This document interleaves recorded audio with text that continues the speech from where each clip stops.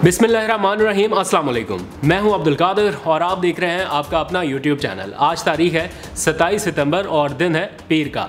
पिछले 24 घंटे से सोशल मीडिया भरा पड़ा है।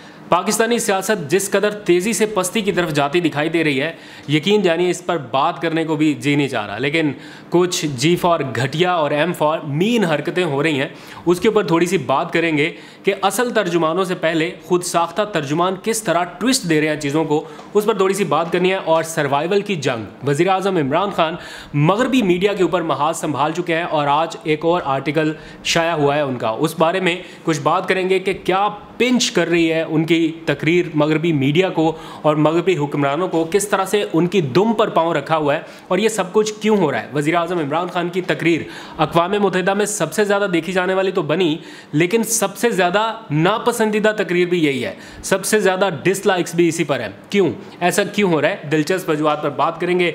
और आखिर में वज़ीर आज़म इमरान खान की सिंध हुकूमत को एक शानदार पेशकश, क्योंकि आज वो सिंध के दौरे पर भी थे, कराची में पहुँचे, क्या पेशकश की गई इस पर थोड़ी सी बात करेंगे। लेकिन क्विकली बात कर लेते हैं गुज़िश्ता 24 घंटों से जो कुछ हो रहा है उस मामले पर, यानी वीडियो लीक के मामले पर।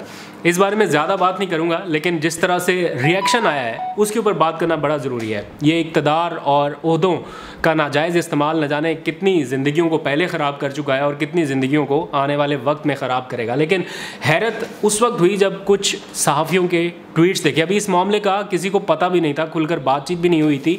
जो असल तर्जुमान थे जिनसे मुतल्लिक ये सारा मामला था, उनकी तरफ से भी रद्द-ए-अमल नहीं आया था, लेकिन खुद साख्ता तर्जुमान मैदान में उतरे और ये एक तरह से असल मामले को कवर अप करने की घटिया हरकत थी। और ट्विटर सार्फिन ने मुख्तलिफ तरह से अपने रिएक्शन जाहिर किए हैं। एक सारिफ हैं अब्दुल्ला नामी सारिफ, उनका मैंने ट्वीट पढ़ा और मैं इनकी बात से इत्तफाक करता हूँ। उन्होंने लिखा कि सोचें अगर यही वीडियो तहरीक इंसाफ में से किसी की लीक होती तो क्या ये सफाइयाँ आनी थी। अभी नून लीग और ज़ुबैर उमर का अपना बयान नहीं आया, लेकिन दरबारियों का पहले आ गया। क्या चोर या कातिल कभी मानेगा कि मैंने जुर्म किया है? वैसे इनकी भी क्या ज़िंदगी है, करता कोई है और धोनी किसी को पड़ती है। और हकीकत में ये हो रहा है। वैसे तो इस बारे में कोई शक नहीं है कि जिनका किया है उनको भुगतना पड़ेगा, बिकॉज़ ये एक प्रॉपर किस्म का एक लॉन्चिंग इसकी मार्केट में हुई है। जिस तरह से प्रोफेशनल किस्म की एडिटिंग हुई है, और एडिटिंग का मतलब ये नहीं कि मैं इसे फ़ेक कह रहा हूँ, वो तो सबको पता है कि क्या फ़ेक है क्या ओरिजिनल है, लेकिन उसको प्रेजेंट करने का जो तरीका है, जिस तरह से चीज़ों को ब्लर किया गया, जिस तरह से एडिटिंग हुई और जिस तरह से वॉइस चेंज किया गया, मतलब प्रॉपर पता चल रहा है कि वॉइस चेंजर है। तो इससे पता ये चलता है कि एक प्रॉपर तरीके से ये सब कुछ हुआ है, एक लॉन्चिंग हुई है इसकी। लेकिन कौन कौन इसके नरगे में आएगा और इसके ऊपर देखना है। लेकिन इससे ज़्यादा इस बारे में बात करने को बिल्कुल जी नहीं चाह रहा, हो सकता ना ही करता, लेकिन ये जो जिस तरह की कुछ लोगों ने कोशिश की है ट्विस्ट करने की, बड़ा ज़रूरी था कि उनके ऊपर थोड़ी सी बात की जाए। आगे बढ़ते हैं, बात करते हैं कुछ मुल्की मामलात के हवाले से। वज़ीर आज़म इमरान खान ने मगरबी मीडिया का महाज संभाला हुआ है, अपना नैरेटिव किस तरह से वो आलमी सतह पर लेके आए ये तो आप सब लोगों ने देख लिया। यूएन में उनकी तकरीर के हवाले से मैंने आपको बताया था कि मोस्ट व्यूड स्पीच है, लेकिन मोस्ट डिसलाइक स्पीच भी है। आगे चल के बताता हूँ क्यों। ये वो लोग जो मेंशन कर रहे हैं कि जनाब आपने बताया था सबसे ज़्यादा तकरीर देखेगी, लेकिन सबसे ज़्यादा डिसलाइक भी इसी के हैं, तो हमें इससे फ़र्क नहीं पड़ता।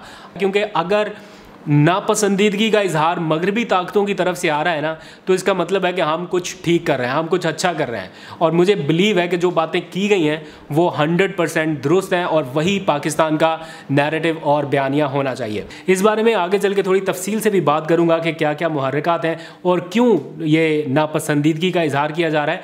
लेकिन पहले थोड़ी सी बात कर लेते हैं वज़ीर आज़म इमरान खान के आज के इसी किस्म के एक ज़बरदस्त आर्टिकल के हवाले से। CNN और न्यूज़ वीक को बैक टू बैक दिए गए इंटरव्यूज़ के बाद अब उन्होंने वॉशिंगटन पोस्ट में अपना आर्टिकल लिखा है। आज ये आर्टिकल उनका शाया किया गया। कुछ लोग पूछ रहे थे वज़ीर आज़म को इतना टाइम कैसे मिल जाता है कि वो आर्टिकल लिख लेते हैं, लेकिन जहाँ पर अपना पाकिस्तान का नैरेटिव रखने की बात हो, वो हर मीडियम यूज़ कर रहे हैं इस वक्त और बड़े ज़बरदस्त अंदाज से करते दिखाई दे रहे हैं। तो अमरीकी कांग्रेस में पाकिस्तान के ऊपर कुछ इल्ज़ामात आयद किए जा रहे हैं। बार बार जो अफ़गानिस्तान की सूरत हाल है उसका ज़िम्मेदार पाकिस्तान को ठहराया जा रहा है कि पाकिस्तान की शायद पुश्त पनाही थी और पाकिस्तान ये चाहता था, इसलिए ये सब कुछ हुआ। लेकिन वज़ीर आज़म ने इस आर्टिकल में मगरबी ताकतों की दुम पर पाँव रखा है और उनसे पूछा है कि ये बताइए कि क्या 3 लाख अफ़गान सिक्योरिटी फोर्सेस का सरेंडर कर जाना, इसका ज़िम्मेदार भी पाकिस्तान है।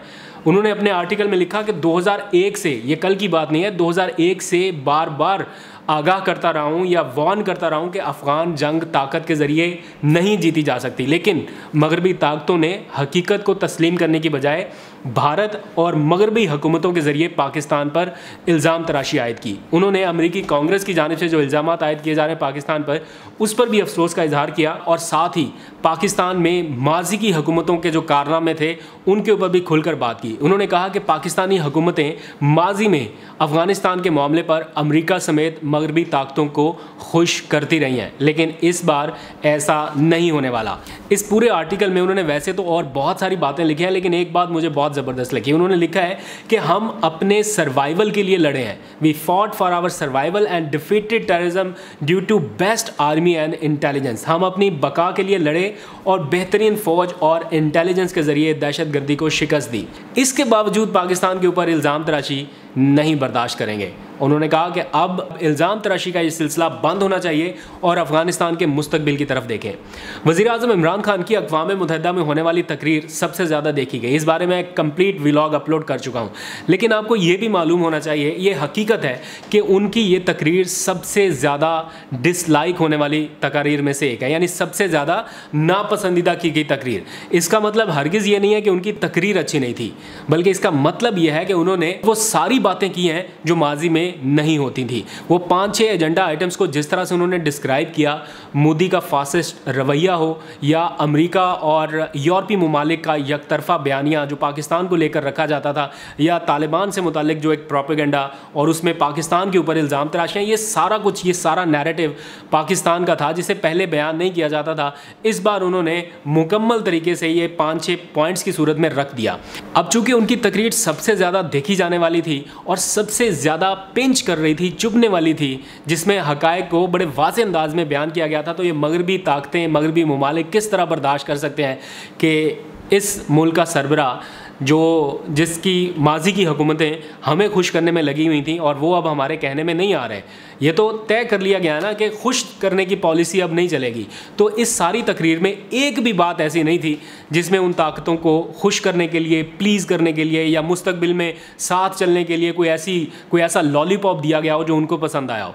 ना तो वो तकरीर भारत को पसंद आई, ना अमेरिका को, ना बरतानिया को, ना दूसरे ममालिक को जो इस सारे मामले में इन्वॉल्व हैं। और यही वजह है कि डिसलाइक लाइक करने वाले वही हैं जो इस स्टैंस को सपोर्ट कर रहे हैं, यानी पाकिस्तान से मुताल्लिका लोग या जो उनके बयानिए के साथ खड़े हैं।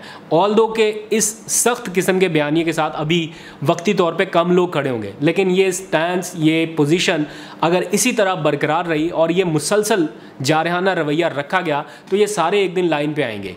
तो डिसलाइक से फ़र्क नहीं पड़ता, जो चीज़ मैटर करती है वो ये कि पाकिस्तान का बयानिया दुनिया तक जा रहा है, दुनिया इसे देख रही है और सुन रही है, किसी को अच्छा लगे या बुरा। लेकिन 75 सालों में पहली बार अगर पाकिस्तान को ज़ुबान मिली है, अल्फाज मिले हैं और पुरएतमाद लहजा मिला है, तो हम इसे हर हाल में सपोर्ट करेंगे।